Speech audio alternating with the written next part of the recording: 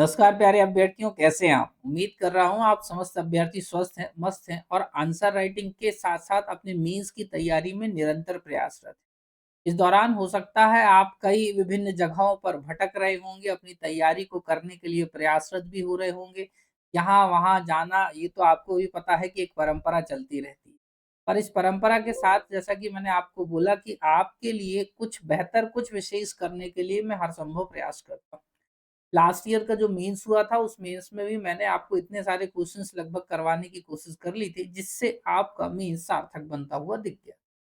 इस बार भी चूँकि हमने 400 प्लस नंबर का जो है 400 प्लस नंबर दिलाने का एक थोड़ा-सा कोशिश करी है कि आपको 400 नंबर मिल जाएँ। इस आधार पर मैंने आपके लिए जो है हर उस सब्जेक्ट से आंसर राइटिंग लेके आ रहा हूँ, जैसे इसके पहले हमने हिंदी की क्लास में भी देखा था और आपको उस हिंदी की क्लास से जिस प्रकार से रिस्पॉन्स मिला, आपने रिस्पॉन्स दिया, वो वाक़ई में काबिल-ए-तारीफ़ था। आज साइंस के कुछ प्रमुख टॉपिक हैं, जैसे डीएनए, आरएनए, प्रोकैरियोटिक और उसी के साथ यूकैरियोटिक और जैव विकास। तो मतलब 3 टॉपिक हैं मोटे तौर पे, 3 टॉपिक मैं आपको ऐसे समझा दूँगा कि एज़ इट इज़ इसको आप छाप के भी आ जाना। साइंस वाले बच्चों ने इनको अच्छे से पढ़ा भी होगा, पर साइंस के अलावा कई बच्चे ऐसे होते हैं जैसे आर्ट्स बैकग्राउंड के हो गए, तो उनको इन सारे सब्जेक्ट्स में दिक्कत आती है। जिस प्रकार साइंस वालों को मैं बोल दूँ कि साइंस वालों को इकोनॉमिक्स वाले सब्जेक्ट में दिक्कत आने लग जाएगी, मैथ्स वाले में हो सकता है कुछ थोड़ी दिक्कत आ जाए। वैसे ही मैथ्स वालों को जो होता है कहीं न कहीं थ्योरेटिकल जैसे आपका हिस्ट्री वाले सब्जेक्ट में दिक्कत आना शुरू हो जाती है। तो ऐसे ही कुछ बच्चे ऐसे होते हैं जिनको साइंस जैसे विषय में भी दिक्कत आती है।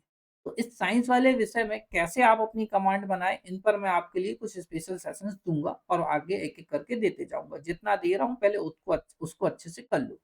इसी के साथ यदि आप हमारे सोशल मीडिया प्लेटफ़ॉर्म से नहीं जुड़े हो तो मैं कहूँगा फटाफट जुड़ जाइए, बहुत ज़रूरी है क्योंकि आपको सारी अपडेट्स वहीं पर मिलती रहती है, एग्ज़ाम की अपडेट्स भी आपको वहीं पर मिलती रहती है। इसी के साथ-साथ हमारे विभिन्न कोर्सेज़ की सारी जानकारी आपको वहीं मिलती रहती है। चलिए बात करते हैं डीएनए और आरएनए में अंतर की। सबसे पहला क्वेश्चन आपके सामने स्क्रीन पर रहा, तो उससे पहले एक बार सारे लोग मुझसे जुड़ जाएँ थोड़ा-सा, उसके बाद मैं सेशन को जो है आगे बढ़ा रहा हूँ। एक बार फटाफट सारे लोग जो है जुड़ जाइए पहले, फिर उसके बाद सेशन को आगे बढ़ा बिल्कुल। सभी 3 ईयर, 1 ईयर उसी के साथ-साथ हमारे ओल्ड स्टूडेंट्स, न्यू स्टूडेंट्स बाद में भी आप यदि मेरी क्लास को देख रहे हैं, मैं आपका आभारी हूँ। आपका हृदय से धन्यवाद करता हूँ। सभी को राधे-राधे, सभी को नमस्कार, सभी को गुड इवनिंग, सभी को जय सिया राम और सभी का अभिनंदन है आज की इस क्लास में। बढ़िया प्रेम प्रेम से जो है संपूर्ण सेशन को समझिए, आगे बढ़िए, फिर देखिए किस आधार पर आप इन सारी चीज़ों को करेंगे और अच्छी एक कमांड अपने सब्जेक्ट पर जो है बनाते हुए क्वेश्चन इस तरीके से फ्रेम होगा कि डीएनए और आरएनए में अंतर बताइए, 7 मार्कर ये क्वेश्चन बनेगा। तब आप इस 7 मार्कर क्वेश्चन को किस फॉर्मेट में ढाल के आएँगे वो मैं आपको दे दे रहा हूँ। एज़ इट इज़ छाप के भी आ जाओगे तो कोई दिक्कत नहीं है, थोड़ा संशोधन करोगे तो भी कोई कैसे? एक तरफ मैंने बॉक्स बना लिया अंतर के आधार का व्हाट इज़ मतलब एक तरीके से बेसिस ऑफ डिफरेंस की बात करी। एक तरफ डीएनए लिखा और एक तरफ आरएनए लिखा। अच्छा यही क्लासेस जो है ना आगामी सभी एग्ज़ाम के लिए उपयोगी होंगी। जैसे मान के चलो एसआई का है तो एसआई के प्री के लिए भी ये वाले क्वेश्चन आपको देखने को मिल जाएँगे। एमपीपीएससी प्री के लिए भी ये क्वेश्चंस बिल्कुल इंपॉर्टेंट हैं। जब भी प्री देने जा रहे हैं वहाँ से भी आप देखें कि कैसे कीवर्ड्स आप प्री के नोट्स बनाएँ कि जिससे आपके मेंस के लिए भी काम में आ जाए। या मेंस के नोट्स ऐसे तैयार करिए कि जिससे आपका प्री तो यूँ ही निकल जाए। समझे बात को? तो ये बात है। सबसे पहला पॉइंट हमने बोला देखो क्या है? तो डीऑक्सी रिबोन्यूक्लिक एसिड है जो सभी जीवों में पाया जाता है या सभी जीवों में पाया जाने वाला एक वंशानुगत पदार्थ है। मतलब डीएनए सभी में पाया जा रहा है ऐसे मान ये उसके बाद आरएनए का पूरा नाम मतलब डीएनए का पूरा रूप लिख दिया मैंने यहाँ पर और बता दिया ये क्या है, इस बात को समझे। उसके साथ में आरएनए का पूरा रूप देखो राइबो न्यूक्लिक एसिड इसका पूरा नाम होता है कि एसिड की तरह सभी जीवित कोशिकाओं में पाया जाता है। मतलब डीएनए जीवों में पाया जाएगा ऐसे समझ लीजिए और आरएनए की यदि बात करेंगे तो कोशिकाओं में पाया जाएगा। इस तरीके से समझिए इसको। अवस्थिति मतलब ये कहाँ पर स्थित होंगे, कहाँ पर दिखेंगे आपको? तो देखो डीएनए जो है केंद्रक में भी पाया जाता है, माइटोकॉन्ड्रिया में भी पाया जाता है और क्लोरोप्लास्ट में भी पाया जाता है। वहीं पर जब आरएनए की बात करेंगे तो कोशिका द्रव्य और केंद्रक में जो है ये पाया जाता है। तो ये दोनों में एक और अंतर भी हो गया। इस बहाने प्री में पूछे तो ये भी बता देना कहाँ पाए जाते हैं। कार्य क्या है? डीएनए का काम होता है आनुवांशिक सूचनाओं का हस्तांतरण मतलब जिस तरीके से आपके एक तरीके से हेरिडेटरी जो इन्फॉर्मेशंस होती हैं वो वन बाय वन एक दूसरे से शिफ्ट होती जाती है। वहीं पर जब आरएनए की बात करते हैं तो ये प्रोटीन का संश्लेषण करता है। समझ गए बात को? तो ये प्रोटीन का सिंथेसाइजेशन आई थिंक जो है करता है। उसके बाद बात होती है ध्यान से कि संरचना, डीएनए दोहरा सूत्र है, मतलब डबल एक तरीके से धागा होता है। जब आप इसकी चित्र संरचना को कुछ इस तरीके से देखेंगे तो कुछ इस तरीके से आपको दिखता हुआ दिखेगा ये। वहीं पर आरएनए की बात करते हैं तो यह एकल सूत्र में होता है। उसी के साथ पैराडिमिन क्षार की बात होती है तो इसमें साइटोसिन और इसमें थाइमिन पाया जाता है डीएनए में। जबकि आरएनए की बात करते हैं तो साइटोसिन तथा यूरेसिल नामक जो है इसमें तरीके से क्षार पाया जाता है। तो इस तरीके से ये डिफरेंस भी हो गया। वहीं पेंटोस शुगर की बात आती है तो डीऑक्सीराइबोस नामक इसमें शुगर पाई जाती है, पेंटोस शुगर पाई जाती है। वहीं पर इसकी बात करेंगे तो इसमें राइबोस नामक जो है एक तरीके से पेंटोस शुगर पाई जाएगी। तो लगभग 6 बिंदुओं के आधार पर आप अपने आंसर को करके भी आ सकते हैं, एक तरीका ये। और इन्हीं कीवर्ड से आप अपने प्री के लिए कंटेंट को आइडेंटिफाई भी कर सकते हैं। क्या इतनी बात समझ में आ रही है? तो एक बार कमेंट्स कर दो कि हाँ सर, मीन्स की आंसर राइटिंग हम इस आसान तरीके से करके चले आए। अब यहाँ पर क्या होता है कि लगभग आप उन कीवर्ड्स या कॉमन कीवर्ड्स को आइडेंटिफाई करते हैं। एक तरीका ये हो गया कि भाई आप अंतर का आधार निकाल लीजिए और बढ़िया टेबल बना दीजिए। एक तरीका और भी होता है, ज़रूरी नहीं है कि आप पूरा ऐसा एज़ इट इज़ लिखें। कई बार क्या है, टेबल बनाने, जैसे ये टेबल बनाने में मैंने क्या बोला कि आपको कीवर्ड्स निकालते आने चाहिए। नहीं आएँगे तो आप फिर फँस जाएँगे कहीं न कहीं, और वहाँ मेंस में फँसना अलाउ नहीं होता। ठीक है, बिल्कुल, हाँ, सभी लोग बीच में जो सेशन में जुड़ रहे हैं, सभी का स्वागत है। मेरे 3 ईयर, 1 ईयर के सारे अभ्यर्थी, आप सभी का प्रेम, सभी के सहयोग के लिए मैं आभारी हूँ। ठीक है, बिल्कुल। चलिए, तो मैं आपसे ये बोल रहा था कि ज़रूरी नहीं है कि सेम पैटर्न में आप लिख के आएँ, क्योंकि इस पैटर्न में जो मैंने अभी आपको लिख के दिया, इस पैटर्न में हो सकता है आपको कुछ चीज़ें भूल जाएँ। तो इनसे बचने के लिए क्या करना है आपको? इनसे बचने के लिए आप डायरेक्ट लिख सकते हो डीएनए, जबकि आरएनए, इस तरीके से। जैसे देखो, डीएनए का कार्य आनुवांशिक सूचनाओं का हस्तांतरण होता है, जबकि आरएनए का कार्य प्रोटीन का संश्लेषण होता है। तो एक तरीका ये भी है, और इस तरीके से भी आप अपना आंसर लिखकर आ सकते हैं। क्या इतनी बातें समझ में आई मेरी? बिल्कुल, बहुत आसान है, बस बात होती है प्रैक्टिस की। आपने कितनी करी? मैंने आपको बोला कि हमने कर ली है जितनी हमें करनी थी, तो उस बेसिस पे हमने इन सारी चीज़ों को लाकर रख दिया। आपको करनी होगी, इस बात को समझिए। पास आपको होना है तो आपको इतनी मेहनत करनी होगी, अदरवाइज़ आप नदी किनारे बैठ के सोचते रहोगे ना, तो मैं कह रहा हूँ आप पास भी नहीं होगे।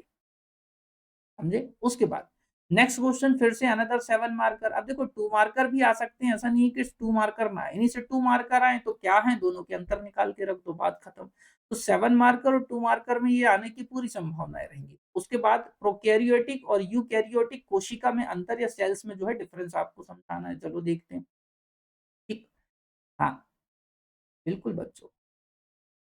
हाँ, स्पेस के बाहर नहीं जाना है। देखो, मैंने आपको बोला कि मैं फटाफट लिखता हूँ, तो मैं मुझे ये रहता है कि बच्चों को लिख के मैं अपना एक आंसर दे दूँ, जिससे बच्चे को ये पता चल जाए कि लिखना कैसे। पर ये जो बाउंड्री है, जैसे आप इस पेज की बाउंड्री देखोगे ना, ये जो बाउंड्री दिख रही है आपको, इस पेज की एक बाउंड्री होगी, वहाँ पर भी मेंस की जो कॉपी आती है ना, उसकी एक बाउंड्री होती है। उस बाउंड्री के बाहर आपको नहीं जाना होता है। आप उस बाउंड्री के बाहर जाओगे तो कभी मेंस की कॉपी अच्छे से ओरिजिनल वाली पढ़ना, जो आयोग की है, उसपे लिख के देता है कि इसके बाहर लिखोगे तो आपकी कॉपी रिजेक्ट कर दी जाएगी। क्या कर दी जाएगी? रिजेक्ट। तो इन सारी बातों को अच्छे से देखना, जब आप मेंस लिखने जाओगे ना, तब और भी मज़ा आता है। बढ़िया, आप सब सारी इन्फॉर्मेशंस पढ़ते हो। मैं भी जब गया तब मैंने देखा कि अरे वाह! ये बात है, हमें तो पता ही नहीं गई थी किसी को, वो वाली बात होती है। देखो, सबसे पहले प्रोकैरियोटिक कोशिका होती क्या है? तो ये आदिम कोशिकाएँ होती हैं, इसमें केंद्रक नहीं पाया जाता और अल्पविकसित अवस्था में होती हैं। मतलब एक तरीके से पुरानी मान लीजिए, और पुरानी के साथ-साथ ये जो है बिना केंद्रक के होंगी, और ये अल्पविकसित अवस्था में होंगी, पूर्ण रूपेण विकसित नहीं मानी जाएँगी या नहीं होती। यूकैरियोटिक सुविकसित कोशिकाएँ होती हैं, और इनमें केंद्रक जो है वह पूर्ण रूप से विकसित हो चुका होता है, सेंटर जो है वो पूरी तरीके से डेवलप्ड हो चुका होता है। कोशिका भित्ति की बात करते हैं तो प्रोटीन और कार्बोहाइड्रेट से बनी होती हैं। यदि आपसे पूछे कि जो है एक तरीके से कोशिका भित्ति किसकी है, प्रोकैरियोटिक कोशिका भित्ति जो है वह किससे बनी होती है, तो आप बोलोगे प्रोटीन और कार्बोहाइड्रेट से। वहीं पर यूकैरियोटिक कोशिका आपसे पूछेगा कि वह किससे बनी होगी उसकी कोशिका भित्ति, तो आप बोलोगे सेल्यूलोज की बनी होगी। किसकी बनी होगी? सेल्यूलोज से बनी होगी। वहीं पर देखो, अब कुछ कॉमन की टर्मिनोलॉजी है तो मैंने उनको एक जगह लिख दी, नहीं तो इनके एक-एक पॉइंट में अलग बनाता। मतलब जैसे देखो, माइटोकॉन्ड्रिया प्रोकैरियोटिक में अनुपस्थित होता है और यूकैरियोटिक में उपस्थित होता है। फिर से मैं लिखता केंद्रक झिल्ली, अनुपस्थित और उपस्थित। तो इसकी जगह मैंने जो कॉमन टर्मिनोलॉजी है, जैसे माइटोकॉन्ड्रिया हो गया, केंद्रक झिल्ली हो गया, गोल्गी काय हो गया, ईपीआर हो गया। तो इन सबको मैंने चूँकि इनमें सब में अनुपस्थित होगा एक में और एक में उपस्थित होगा, तो इनके कॉमन पॉइंट से कॉमन पॉइंट्स बना लिए, इनको एक जगह लिख दिए, रिपिटेशन बचा, समय बचा और मेहनत बची। समझे बात को? ये चीज़। लिंग प्रजनन और एवं कोशिका विभाजन की बात होती है तो प्रोकैरियोटिक में नहीं पाया जाता, जबकि अर्धसूत्री विभाजन होता है। अब देखो विभाजन भी अर्धसूत्री, समसूत्री ये सब होते हैं, पर ये डिटेल में पढ़ना साइंस में नहीं हुआ, तो कभी समय रहा तो पढ़ के देख लेंगे, मैं पढ़ा दूंगा। इनमें पाया जाता है यूकेरियोटिक में, जबकि अर्धसूत्री या समसूत्री विभाजन यहाँ देखने को मिलता है। राइबोसोम भाई साहब ध्यान रखिएगा, राइबोसोम प्रोकैरियोटिक में जो है 70 पाए जाते हैं, और इसी तरीके से यदि हम बात करेंगे तो यूकेरियोटिक में 80s पाए जाते हैं। उदाहरण के तौर पर देखो, यदि आपसे पूछे प्रोकैरियोटिक कोशिका के अंतर्गत कौन कौन से उदाहरण आ सकते हैं, तो आप बोलोगे जीवाणु, नीलहरित शैवाल, माइकोप्लाज्मा। ध्यान से सुनना, जीवाणु, नीलहरित शैवाल, माइकोप्लाज्मा। वहीं पर उच्च पौधे और जंतुओं में जो है यूकेरियोटिक कोशिका जो है पाई जाती है। तो इसी तरीके से प्री में देखो यहीं से क्वेश्चन बना सकता है, तो जीवाणु, नीलहरित शैवाल और माइक्रोप्लाज्मा में कौन सी कोशिका पाई जाती है, ये भी एक क्वेश्चन बना सकता है आपके एग्जामिनर में। तो आपको ऐसे इन प्रश्नों को समझ के चलना है, इसलिए मैंने क्या बोला कि मेंस के नोट्स इस तरीके से मैंने कंपाइल करके रखे हैं अपने, कि आप इनको पढ़ोगे तो आपको प्री में भी हेडेक नहीं होगी ज्यादा। अब हेडेक ऐसा मतलब नहीं कि बिल्कुल 100%, देखो झूठ बोलने का काम नहीं होता, आप जानते हो। तो मैं आपको बोल रहा हूँ कि आपको लगभग 95% खुशी होगी कि नहीं यार, नोट्स तो ऐसे बन गए हैं कि अब पढ़ना बाकी है। और मैं ऐसा हमेशा मानता हूँ कि मेरे याद करने की तुलना में आपकी याद करने की क्षमता ज्यादा है, बशर्ते आप अपनी एनर्जी कहीं और लगाएं। समझ गए बात को? चलो, इसी के साथ यदि आप इन्हीं रामबाण कंटेंट को पाना चाहते हैं बच्चों, ये सारे जो मैं आपको सैंपल्स दे रहा हूँ, ये आइडियाज़ दे रहा हूँ, ये मैं अपने रामबाण कंटेंट से ही दे रहा हूँ। जो मैं हमेशा आपको एग्ज़ाम के पहले, जैसे हम प्री के पहले ब्लैक बुक रिलीज़ करते हैं, वैसे मेंस के पहले मैं इस बुक को, इन सारे कंटेंट को रिलीज़ करता हूँ आपके लिए, ताकि आप इनको पढ़ें और पास हो जाएँ। समझ गए बात को? तो कोई बड़ी इनकी कीमत नहीं रखी है, लगभग 199 है, ये यहाँ पर 151 लिखा है। 199 रुपए रखी है इसकी, समझना कीमत कितनी है, 199 समथिंग रुपए रखी गई है। आप जीएसटी देंगे तो प्लस जीएसटी सहित 216 रुपए आ जाएगा। अब बोलना जीएसटी क्यों ले रहे हो सर आप हम लोगों से? भाई साहब मैं नहीं ले रहा हूँ, सरकार ले रही है। मैं बिल्कुल भी इसके पक्ष में नहीं हूँ, पर सरकार का काम है कि हम जो भी सर्विस देंगे ना, उनमें भी जीएसटी वसूल ले। हम तो 1999 मतलब 199 रुपए में दे रहे हैं। बाकी का जो ले रही है वो सरकार ले रही है। मुझे मत बोलो। समझे बात को? चलो, तो इस बेसिस पे यदि हम आपसे बात करते हैं बच्चों, तो आपको ये सारा कंटेंट जो है ना, ये सारा कंटेंट आपको कहाँ मिलेगा? ये सारा कंटेंट आपको हमारे एप्लीकेशन पे मिलेगा, आपको हमारे एप्लीकेशन पे जाना है। मैंने मेन टॉपिक के सारे एफएलटीज़ बना के रख दिए हैं, और वो सारे एफएलटीज़ आपके लिए अवेलेबल हैं। पर यदि आप इस एफएलटी को फ्री ऑफ कॉस्ट में पाना चाहते हैं, ध्यान से सुनो, तो तुमको कुछ नहीं करना है, तुमको कॉम्बो बैच को ज्वाइन कर लेना है। किसको ज्वाइन कर लेना है? Combo batch. तो देखो कॉम्बो बैच के फायदे क्या हैं? बैच एक, फायदे अनेक। इस बात को समझो। बैच एक, फायदे अनेक। कैसे? मैं आपसे बोलूंगा कि प्री में मैंने इसमें 40 नंबर दिलाने का वादा किया है, जो मैं पूरा कर चुका हूँ। चाहो तो देख लो, मेंस के लिए बकायदे प्रूफ के तौर पे पढ़े हैं। मेंस के संदर्भ में बात करते हैं तो मेंस में 400 नंबर दिलाने का वादा किया है, वो भी मैं पूरा करके बताऊंगा आपको। हर संभव कोशिश कर रहा हूँ, ईश्वर साथ दे मेरा, मैं ये कहूंगा। ठीक है। उसके बाद में आपको 3 सब्जेक्ट में पढ़ा ही रहा हूँ, 3 सब्जेक्ट ना कहकर इसको 5 सब्जेक्ट कहिए। 2 सब्जेक्ट इसमें प्री के भी हैं। किसके हैं? प्री के भी हैं। अब उसके बाद में ध्यान से समझना, अदर सब्जेक्ट में मैं आपकी हेल्प भी कर रहा हूँ। ऐसा नहीं है कि मैं आपको हिस्ट्री, ज्योग्राफी, उसके साथ सॉरी मतलब पॉलिटी, इन सब में मदद नहीं कर रहा हूँ। आप जैसे ही इस बैच को परचेज करेंगे, आप देखेंगे कि मैंने अपने एमपी तक के नोट्स दे रखे हैं, हिस्ट्री तक में मदद कर रखी है, पॉलिटी में अपने नोट्स दे रखे हैं, और साइंस में भी हैंड रिटन नोट्स दे रखे हैं। दैट मीन्स मैंने सब सब्जेक्ट में सब तरीके से मदद करके रख दिए। बट आप स्पेशली कहो कि सर उनको पढ़ाइए, तो उसके लिए जैसे ही समय मिलेगा तो मैं पढ़ा दूंगा। आपको मैं पर्टिकुलर बता दूंगा कि कैसे पढ़ना है, क्या आगे पढ़ना है। पर इन 3 सब्जेक्ट को मैं पढ़ा ही रहा हूँ, उसी की क्लासेस निरंतर चल रही हैं, with answer writing, with content, with concept, with सब जो है आपको जो है मैं हेल्प करा रहा हूँ। तो यदि दिल करता है तो कॉम्बो बैच को परचेज करो। पर किसी, ऐसा मान लेते हैं कि कोई अभ्यर्थी को लग रहा है सर हिस्ट्री मैंने पढ़ ली है, मैंने उद्यमिता जैसे सब्जेक्ट को अभी तक नहीं पढ़ा है, मुझे पढ़ने का मन कर रहा है, या अर्थशास्त्र आपसे पढ़नी है, तो फिर वो लोग ये वाला बैच परचेज करेंगे, क्योंकि इन बैच में फिर आपको वो स्पेसिफिक सब्जेक्ट मिल जाएंगे। यहाँ पर आपको बाकी सब्जेक्ट नहीं मिलेंगे। समझे? बाकी नहीं मिलेंगे। कॉम्बो बैच में सब फ्री मिल जाता है, मोटे तौर पे समझ लो। पर यदि आप, इसलिए मैं बोल रहा हूँ, आपको समझना होगा कि कैसे बेसिक आइडिया के साथ आप पढ़ेंगे तो एक बार में सब कुछ मिल जाएगा। हिस्ट्री, इकोनॉमिक्स और इतिहास के साथ-साथ मैं ये तो मदद कर ही रहा हूँ ना आपकी। 22 टेस्ट मतलब समझ रहे हो? सारे पेपर के 22 टेस्ट उसमें कॉम्बो बैच में फ्री हैं। तो सोचो कितनी बड़ी मदद मिल जाएगी तुमको। तुम जाके छाप के आ सकते हो इन प्रश्नों को, मैं गारंटी के साथ कह रहा हूँ। चलो देखो, अब नेक्स्ट क्वेश्चन आता है, ये थोड़ा-सा लेंथी क्वेश्चन है बच्चों, तो ये आपका 10 मार्कर का है। अभी आपने जो करे वो 7 मार्कर के करे। अब इन्हीं में से इंडिविजुअल 7 मार्कर आ सकता है, इंडिविजुअल 10 मार्कर आ सकता है और मैं तो कहूँगा कुछ हद तक 2 मार्कर भी आ सकते हैं मेंस के संदर्भ में। प्री आएगा, इनसे प्री के भी क्वेश्चन है, देखो कैसे, समझो एक बार। एक प्रश्न पूछा कि जैव विकास से आशय स्पष्ट करते हुए उसके प्रमुख सिद्धांतों को लिखिए। तो या तो अब वो इसमें डायरेक्ट तुमको सिद्धांत इंडिविजुअल पूछ लेगा कि लैमार्कवाद को समझाओ, 7 मार्कर ये बन जाएगा। डार्विनवाद को समझाओ, 7 मार्कर ये बन जाएगा, 2 मार्कर ये बन जाएंगे, प्री के क्वेश्चन यही बन जाएंगे। समझे? तो इसलिए ये होलसोल मतलब ऐसी है कंटेंट की सिर्फ पढ़ना है और परेशान नहीं होना है। तुम करने जाओगे खुद से तुम्हें 4 साल लग जाएंगे। इससे बढ़िया बेहतर है कि कम समय में करके पास हो जाओ। अल्टीमेटली पास होना मायने रखता है। कुछ अभ्यर्थी ऐसे कोशिश करते हैं कि चलो इन्हीं कंटेंट को लिख लेंगे, फिर आगे बढ़ते रहेंगे, सोचते रहेंगे, बेच देंगे, पैसे कमा लेंगे। आप जीवन में कुछ नहीं कर पाओगे, इस बात पे याद। आपके जैसे कई बच्चे यहाँ पर घूम रहे हैं, पर मैं कहूँगा अभी भी समय है, मेरी बात को सुनो, पढ़ो, पास हो जाओ और सेलेक्ट हो जाओ। बाकी फिर तुम्हारा मन है।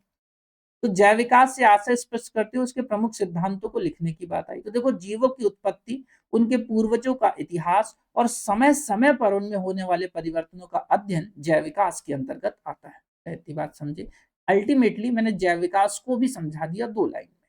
समझे बात को? उसके बाद देखो, इस विषय पर विभिन्न वैज्ञानिकों ने अपने विचार या उनके अध्ययनों के आधार पर अपने विचार प्रस्तुत करे। तो इस आधार पर अब हम समझाने जा रहे हैं जैव विकास सिद्धांत को। देखो, मैंने आपको बोला आप 3.5 या 4 लाइन लगभग कोशिश करा करो। यहाँ पर मैंने 2.5 लाइन पर तो इसको कंप्लीट कर दिया, समझे बात को। उसके साथ लगभग 1.5 लाइन पर ये हो गया, तो मोटे तौर पे 4 लाइनों में मैंने अपना एक इंट्रो रोक दिया लाके। इसी के साथ मैंने नेक्स्ट लाइन को कनेक्टिव सेंटेंस से जोड़ के रखा और मैंने ये भी बोला कि इस पर जो है आपके जो प्रमुख सिद्धांत हैं उनका प्रस्तुतिकरण कुछ इस प्रकार से है। जैसे ए नंबर पर लैमार्कवाद, लैमार्कवाद क्या है इसको समझेंगे अब अपन। डार्विनवाद क्या है, उसी के साथ उत्परिवर्तनवाद क्या है, पुनरावर्तनवाद क्या है और उसी के साथ साथ आधुनिक सिद्धांत क्या कहता है। ये सब आपको एक जगह नहीं मिलेंगे, मैंने आपके लिए लाके रख दी। जैसे अब इंडिविजुअल 7 मार्कर में पूछता है कि भाई साहब लैमार्कवाद को समझाइए, लैमार्किज्म को समझाइए, तो देखो कैसे समझाएंगे।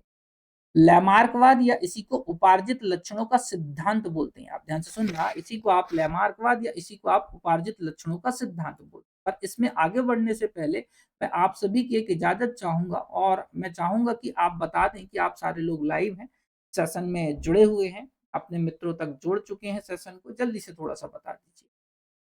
और जिसने सेशन को लाइक नहीं करा है वो एक बार कर दो।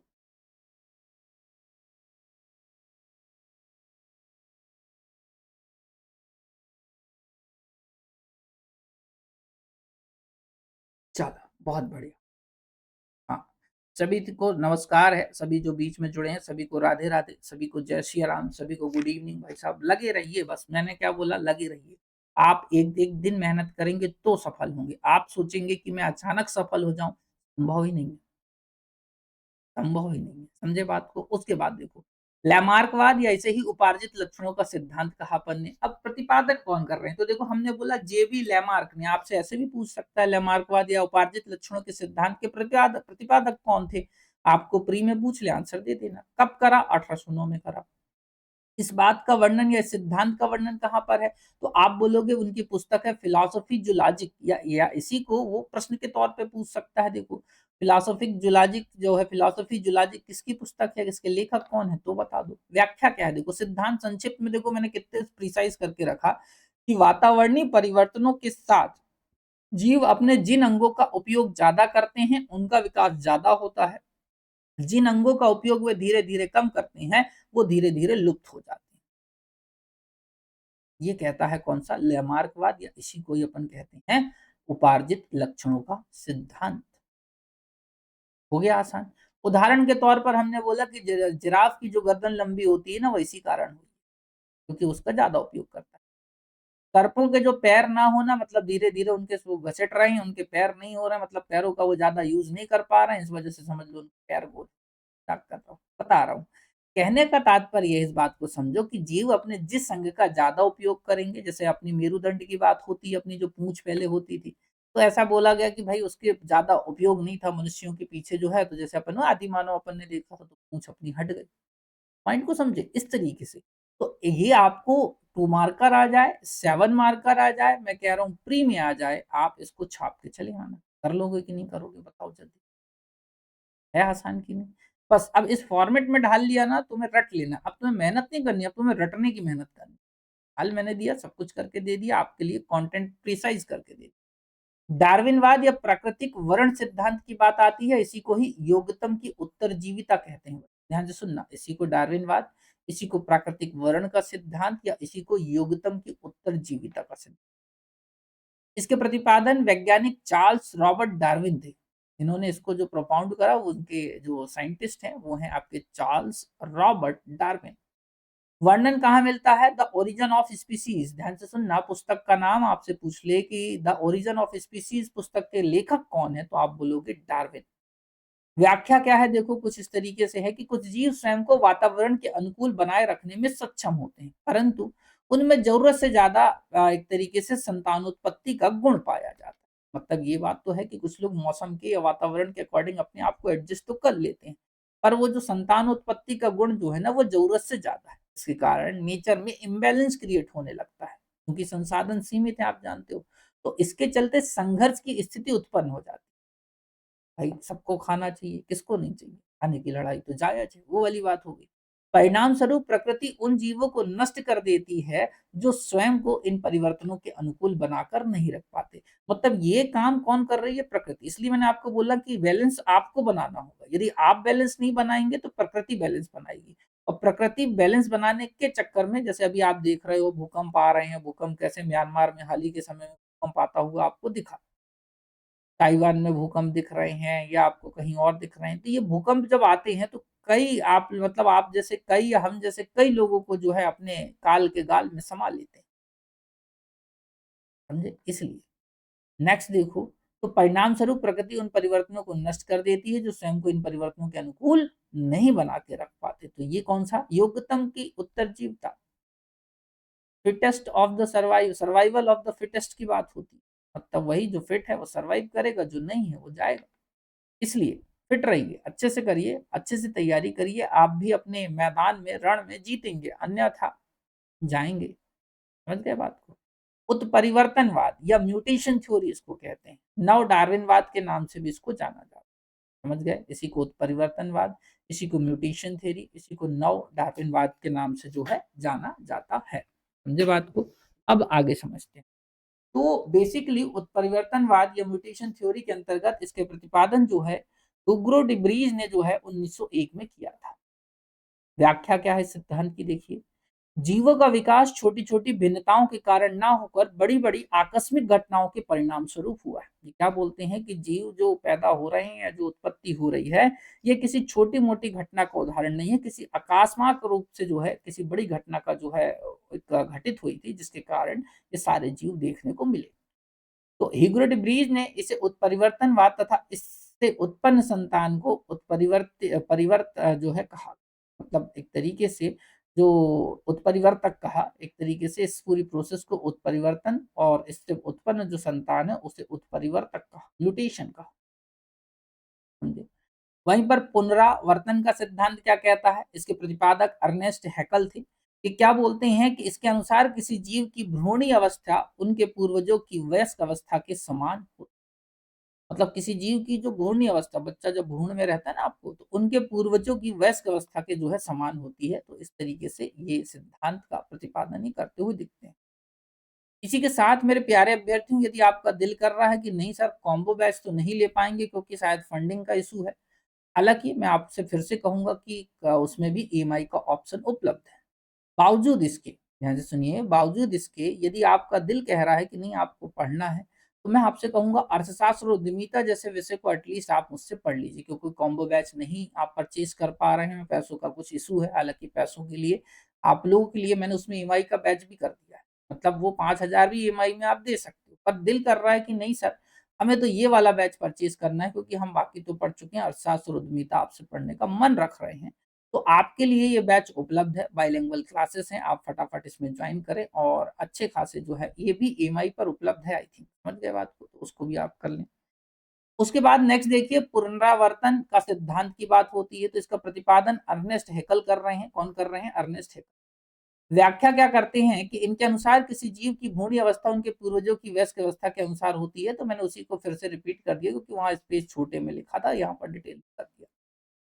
ओपेरियन के बाद बोलते हैं ओपेरियन के जो का आधुनिक सिद्धांत क्या बोलता है जैव विकास के संदर्भ में? ये बोलता है कि जो है इसके अनुसार जीवन की उत्पत्ति जीव रसायन के रूप में समुद्र में हुई।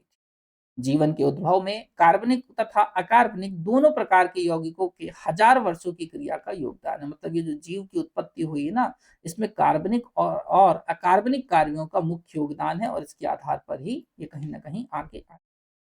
तो आई होप अब आपको यदि मान के चलो अपन देखें कि आपको मोटे तौर पे ये पूछ लेता है कि यदि आपसे एग्जामिनर पूछता है कि बताइए भाई साहब डीएनए आरएनए प्रोकैरियोटिक यूकैरियोटिक और जैव विकास में क्या अंतर है? आप इसके 2 मार्कर 7 मार्कर और 10 मार्कर कर पाएंगे नहीं कर पाएंगे ये मैं आपसे कहूंगा, तो आपसे प्रश्न पूछा जाना चाहिए। तो यदि आप इस क्लास को देखकर मीन्स में जा रहे हैं या अभी भी आप नोट्स बना रहे हैं, अभी भी तैयारी कर रहे हैं, तो मैं कहूँगा अच्छे से तैयारी करिए, आपका प्रश्न का उत्तर सही चला जाए। इसी के साथ आप सारे एग्ज़ाम में इनसे बनने वाले प्रश्नों को क्योंकि कंटेंट वाइज़ तो मैंने सारी चीज़ें इस पे रख दी। आई होप आप समझेंगे। तो इस आधार पर मैं अतुल कुमार गर्ग अब आपसे विदा लेना चाहूँगा। उम्मीद कर रहा हूँ आपने सेशन को एन्जॉय करा होगा। आपकी जैसी भी राय है, जो भी राय है उसको दे दीजिए ज़रूर। आपको सेशन अच्छा लग रहा है तो बिल्कुल अच्छा उसका एक तरीके से सबूत दे दीजिए हमें। यदि आपको कुछ ऐसा लग रहा है कि सुधार आप आवश्यक है आपके लिए आपकी इच्छाओं के अनुरूप तो उसमें भी हम हर संभव करेंगे। इस आधार पर मैं अतुल कुमार गर्ग अब यहाँ से विदा लूँगा। मेरे सारे सहपाठी या सारे जो विद्यार्थी हैं, जो मेरे साथ प्रतिदिन जुड़ते हैं, आप कहीं न कहीं एक मोटिवेटर हैं इस संस्थान के लिए। चाहे वो 3 ईयर वाले हों, चाहे वो 1 ईयर वाले हों। कुछ बच्चे तो ऐसे हैं बेचारे घर गए हैं, पेपर हैं, बावजूद उसके क्लास देख तो मैं इन बच्चों को भी बहुत धन्यवाद देना चाहूँगा, उनका आभार व्यक्त करना चाहूँगा। वहीं पर कुछ बच्चे ऐसे हैं कि जो फीस भरने के बावजूद नहीं पढ़ते हैं। मैं उनको भी बोलूँगा पढ़ लो, फीस भरी है आपने तो आप पढ़ लीजिए, आपके पिताजी के पैसे हैं, वो व्यर्थ ना चले जाएँ। क्योंकि पैसा खाना उद्देश्य कभी भी संस्थान का नहीं रहा है, ना आगे रहे। जय हिंद, जय भारत। बहुत धन्यवाद आप सभी के प्रेम और सहयोग के लिए, अपना ख्याल रखें।